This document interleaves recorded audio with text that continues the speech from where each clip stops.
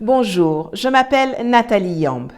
L'actualité est dense ces derniers jours. Coup d'État au Burkina Faso, victoire de l'opposition sénégalaise aux municipales, sommet ou plutôt abîme de la CEDEAO, bras de fer des autorités maliennes avec les dirigeants européens.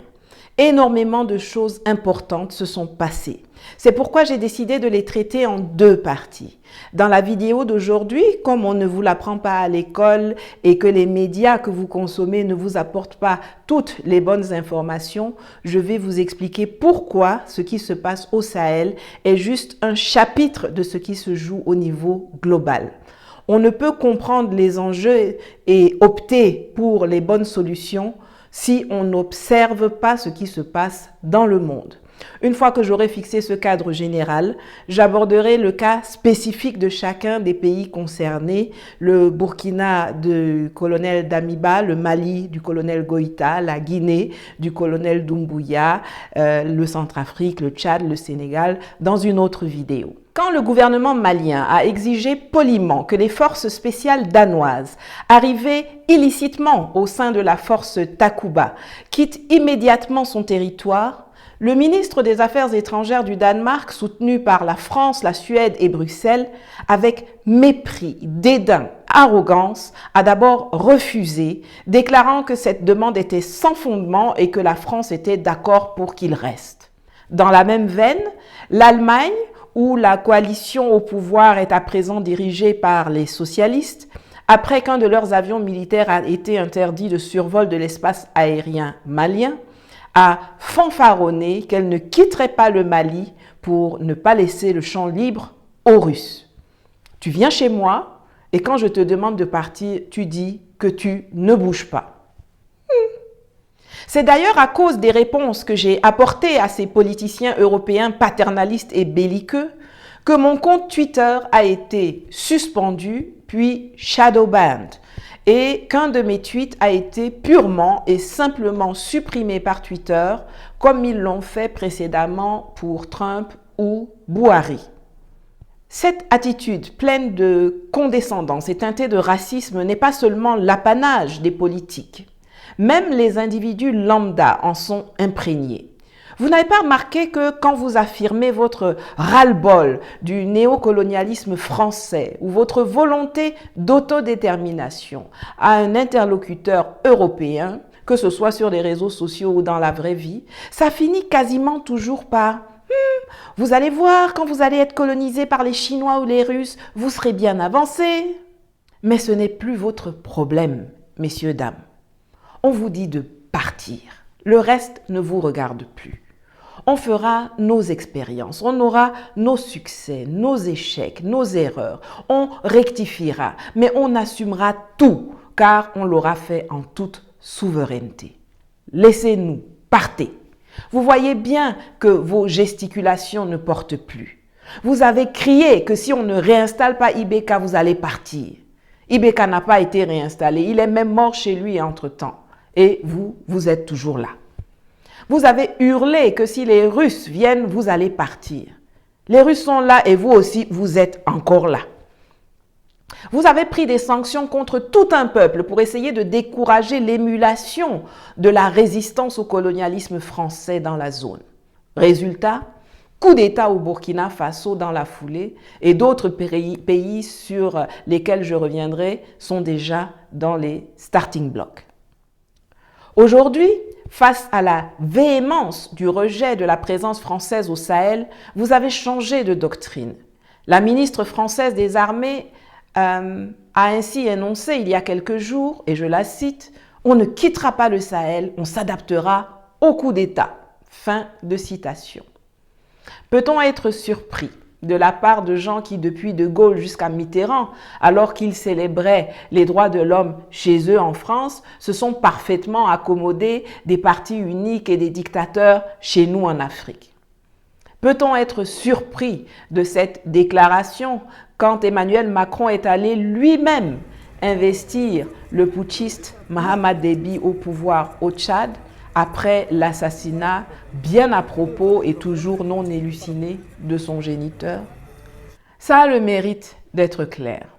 Nous sommes face à une agression, face à des armées d'occupation. Sans l'Afrique, ils ne sont rien.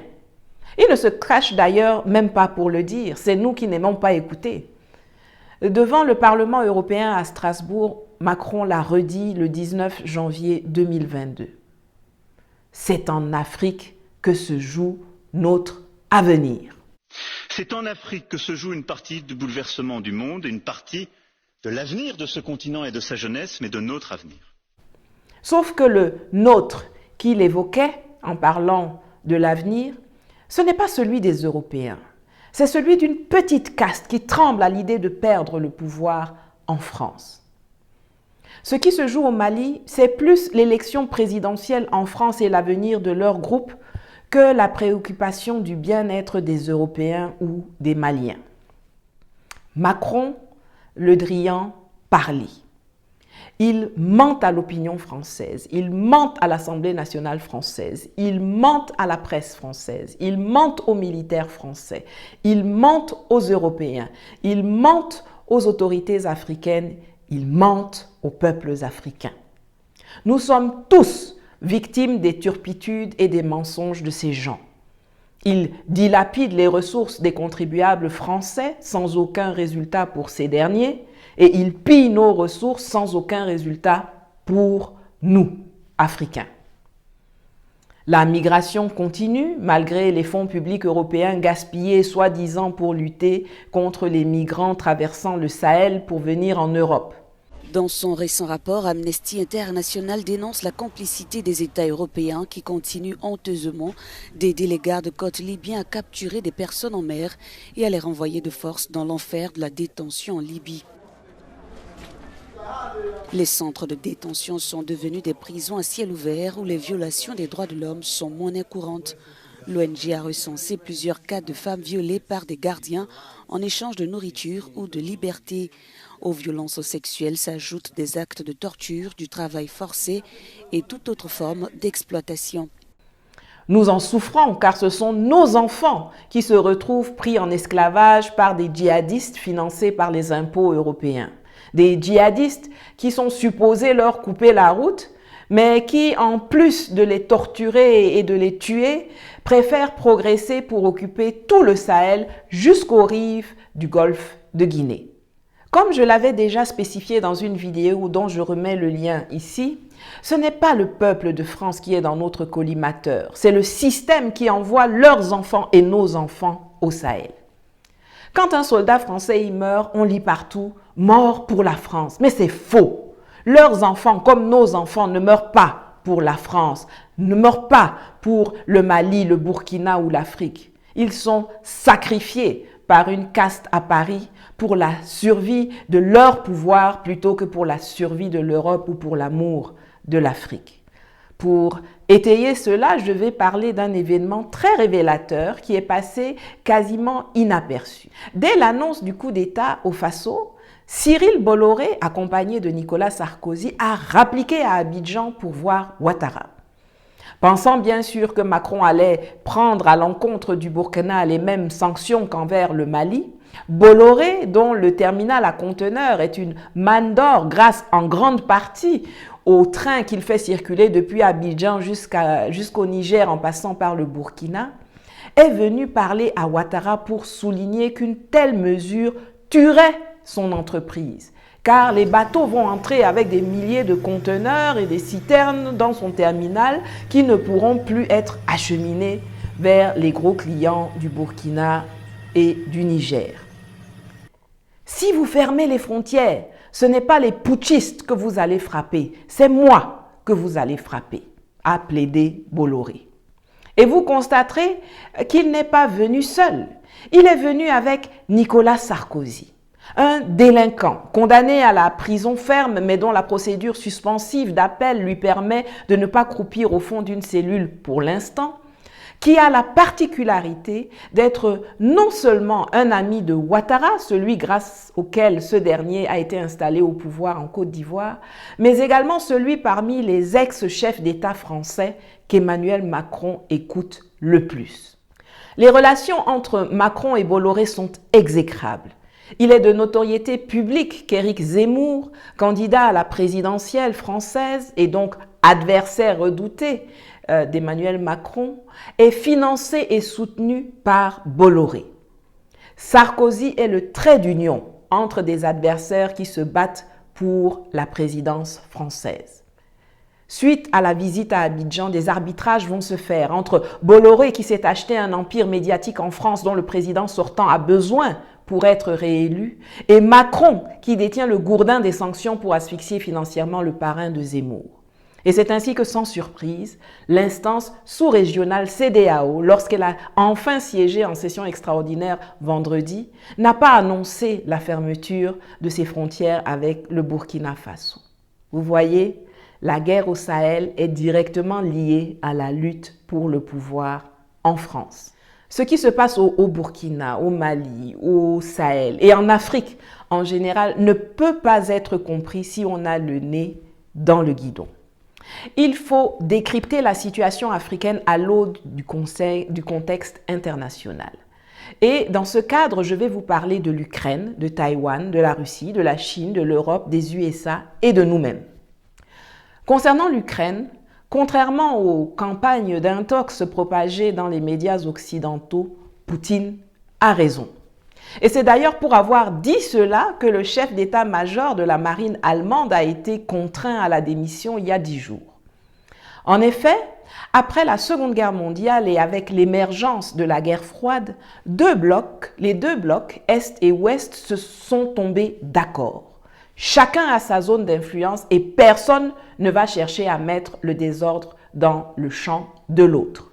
C'est le non-respect de ce deal qui avait créé les problèmes entre John F. Kennedy et Nikita Khrouchtchev quand les USA, en 1961, ont déployé en Turquie et en Italie des missiles capables d'atteindre le territoire soviétique. Pour répondre à cette violation, la Russie a déployé des missiles et des sous-marins à Cuba, à une encablure des États-Unis. Cette escalade a failli aboutir à une nouvelle guerre, mais a été de justesse évitée par la signature d'un engagement de non-invasion de Cuba par les États-Unis. Chacun a alors retiré ses missiles et ses rampes de lancement. L'accord entre les deux blocs a été renouvelé en 1990 au moment de la chute du mur de Berlin et du démantèlement de l'Union soviétique. L'OTAN ne doit se déployer dans aucun des pays qui a une frontière avec la Russie. Or, on voit aujourd'hui en Ukraine que l'OTAN est aux portes de la Russie. Ça ne peut pas marcher. Si Joe Biden était à son second mandat, il n'hésiterait pas à entraîner les Européens dans une guerre contre la Russie en Ukraine. Mais à quelques mois des élections de mi-mandat et au vu de l'ambiance catastrophique de quasi-guerre civile qui règne à l'intérieur même des États-Unis, c'est peu probable. En effet, des populations et même des États sont en train de réfléchir sérieusement à l'éclatement de l'Union, à la révision de la notion de démocratie, du système électoral et même de la sacro-sainte Constitution. L'attaque du Capitole le 6 janvier 2021 par des citoyens américains en colère qui déclaraient que l'élection présidentielle avait été volée n'a été que le premier point culminant de ce climat délétère, mais certainement pas le dernier. Des populations s'arment et certains États procèdent déjà à l'adoption de lois qui leur donnent plus d'indépendance par rapport au pouvoir fédéral et qui promettent des épisodes épiques lors de la prochaine présidentielle américaine. À côté de tout ça, il y a l'Indo-Pacifique, où Pékin semble décidé à imposer le concept de la Chine unique, concrétisé par la réunification avec la province rebelle Taïwan, fût-ce au prix d'une invasion militaire. Les USA, qui ont dû abroger le traité de défense qui les liait à Taïwan lorsqu'ils ont reconnu la République populaire de Chine en 1979, provoquent le géant asiatique dans son précaré et sont même tentés d'autoriser le Japon, qui manœuvre adroitement, à avoir une bombe atomique. Les faucons de la droite américaine font un gros lobbying pour que l'armée américaine se positionne dans la mer de Chine et multiplient les provocations. La grosse baffe que les Américains ont assénée à la France avec l'affaire des sous-marins australiens il y a quelques semaines s'inscrit dans la droite ligne de ce conflit, comme je vous l'ai expliqué dans une vidéo précédente dont je vous remets le lien ici. Il est peu probable que Biden veuille engager en même temps une guerre nucléaire avec la Russie en Europe et avec la Chine en Asie. Par ailleurs, les Français veulent continuer à faire du business avec les Chinois. C'est seulement quand c'est nous qui faisons du business avec les Chinois que ça les dérange. Sinon, eux-mêmes là, ils sont dedans jusqu'au cou. Ils ne sont donc pas prêts à suivre les Américains dans leur palabre à Taïwan. Mais en même temps, les Français reprochent aux Allemands d'être trop compréhensifs avec la Russie concernant l'Ukraine. Les Américains aussi sont impatients de voir l'Allemagne détruire le projet Nord Stream 2, le gazoduc russe d'acheminement du gaz vers l'Allemagne. Mais Berlin, en janvier-février, ce n'est pas chaud comme la Floride. Et en plein hiver, une telle mesure est inenvisageable pour l'Allemagne. Par ailleurs, l'annulation de la mise en service du gazoduc entraînerait un manque de compétitivité industrielle pour l'industrie allemande, nicht möglich, impossible. Et puisqu'on parle de la Russie, le 23 octobre 2019 à Sochi, un jour avant que je n'y tienne mon fameux discours, c'est Vladimir Poutine qui était sur la scène.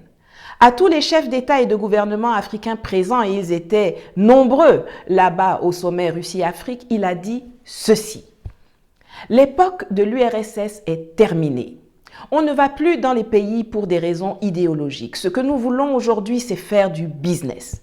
Vous avez ici tout ce que nous pouvons offrir en termes de know-how et de produits. Si vous avez l'argent, vous payez, on vous remet. Que ce soit l'énergie, l'agriculture, le nucléaire, le train, l'espace, les équipements médicaux ou militaires, c'est là. Vous payez, on livre. Les Africains se trouvent donc devant deux approches. Les Chinois, comme les Russes ou les Turcs, ne viennent pas pour les conquérir militairement, même si économiquement on peut arriver au même résultat. Quand ils viennent faire l'exploitation des mines, à la clé, ils ajoutent des chemins de fer, des ports, des routes, des aéroports, des stades, des échangeurs. Ils proposent même souvent de construire des usines chez nous pour créer des emplois. Ils ont l'argent. Souvent, ils préfinancent et quand les ressources sont produites par les États africains, elles sont vendues avec certaines modalités de paiement particulières aux Chinois en guise de remboursement. Les Russes ont moins d'argent que les Chinois, donc préfinancement là, c'est pas trop leur truc.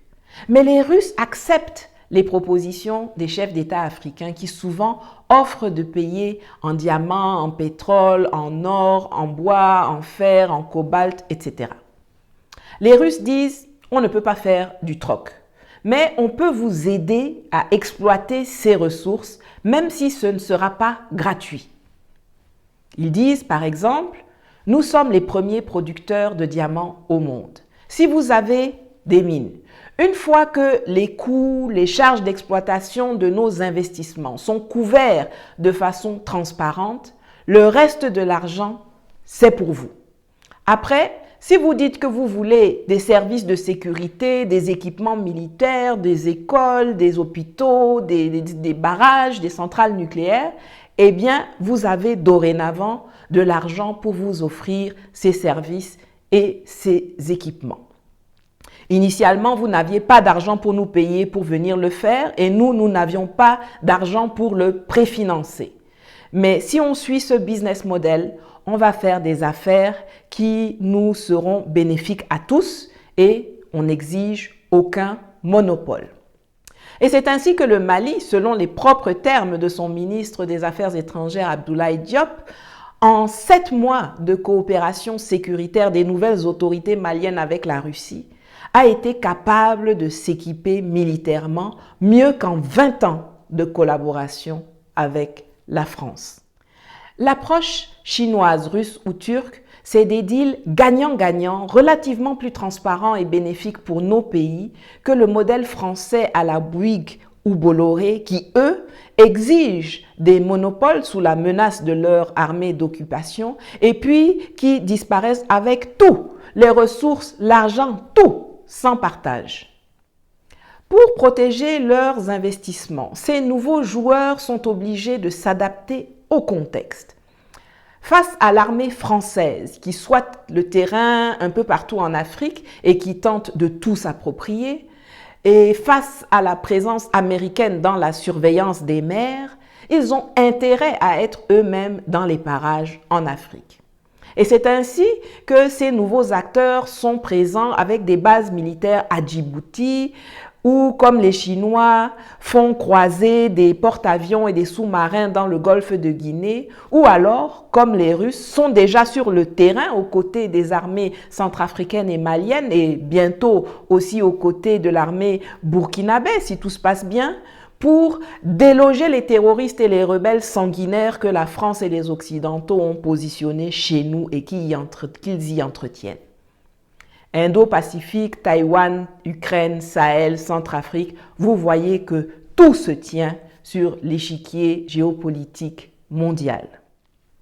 En 1884-1885, Bismarck, qui était alors le grand patron du coin, a appelé les Européens pour leur dire « On ne va pas se faire des palabres à cause de ces sauvages africains. On va aller les conquérir, nous approprier leurs terres, leurs ressources et les civiliser. » Ils ont adopté des règles lors de la conférence de Berlin, puis ils ont foncé sur nous d'un commun accord pour nous dépecer. Mais à l'issue de la Seconde Guerre mondiale, ils se sont à nouveau partagé le monde. La Russie a eu sa part avec l'Europe de l'Est, les USA ont eu leur part au Moyen-Orient et en Amérique latine, les Chinois ont eu le reste de l'Asie, on a laissé l'Afrique aux Français. Et c'est parce que les Français ont violé les termes du deal en s'agitant en Crimée, en Géorgie et en Ukraine que les Russes sont à nos côtés aujourd'hui. Ne nous y trompons pas, ils ne sont pas là par amour pour nous. Ils sont là pour leurs intérêts et aussi pour punir la France qui a marché sur leur plate-bande. Ce que tu fais chez moi, je vais venir faire ça chez toi. Sauf que chez eux, là, en fait, c'est chez nous. Aujourd'hui, la France essaye de fédérer tous les Européens autour de la reconquête du continent africain. Et dans le paradigme qui sous-tend cette agression, nos chefs d'État ne comptent pas, nos institutions ne comptent pas. C'est seulement ce que eux vont décider là-bas qui compte. Ils sont certains qu'il y aura toujours des relais locaux sur le terrain pour s'assurer que leurs ordres sont bien exécutés. Mais si c'est vrai pour les dirigeants africains, ce ne l'est plus du tout pour les peuples d'Afrique. Les Français n'ont pas évolué. Ils ne se rendent pas compte du changement générationnel qui a eu lieu en Afrique. La période au sortir des indépendances avec des Senghor, des Houphouët qui ne juraient que par la domination française est révolue. Ceux qui ont suivi, qui ont fait leurs études en France et ne se sentent vraiment africains que lorsqu'ils appliquent les instructions venues de Paris, sont en train de devenir minoritaires. Aujourd'hui, nous avons affaire à une nouvelle génération d'Africains qui ne comprend pas qu'on leur dise, quand ils vont en France ou en Europe, qu'ils ne sont pas chez eux là-bas. Et quand ils sont en Afrique ou qu'ils y reviennent, ils y trouvent aussi des Français qui leur disent « c'est nous qui décidons chez vous et ce sont nos intérêts qui priment ». Cette nouvelle génération d'Africains, en civil ou en uniforme, n'accepte plus ça. C'est fini. Pour l'instant, les Africains sont des petits pions sur le champ géopolitique global. Notre intelligence doit se traduire par notre capacité à manœuvrer adroitement autour des palabres des grands entre eux pour traverser l'échiquier et devenir enfin le géant que nous méritons d'être. Assimi Goïta le fait avec talent. Faustin Archange Touadéra aussi. C'est ainsi que les renversements de Roch Marc Christian Kaboré, Alpha Condé, Ibrahim Boubacar Keïta sont une vraie opportunité d'émancipation pour nous, peuple d'Afrique avides de liberté et d'autodétermination. Je vous donne rendez-vous dans une autre vidéo pour expliquer en détail pourquoi le putsch au Burkina Faso était inéluctable et aussi pourquoi il est prévisible que les prochains coups d'État auront lieu au Niger, en Côte d'Ivoire et au Togo. Ne la ratez surtout pas, ça va swinger. En attendant, n'oubliez pas de liker, de partager et de continuer à me soutenir après la sanction de démonétisation de mes comptes prise par les relais censeurs de nos adversaires que sont Facebook, Twitter et YouTube. Les liens pour contribuer financièrement sont en dessous. Merci à tous ceux et toutes celles qui ont déjà fait des dons pour me permettre de continuer à produire du contenu éducatif et à très bientôt pour la suite du combat. On va casser les papos sur le Faso. Merci.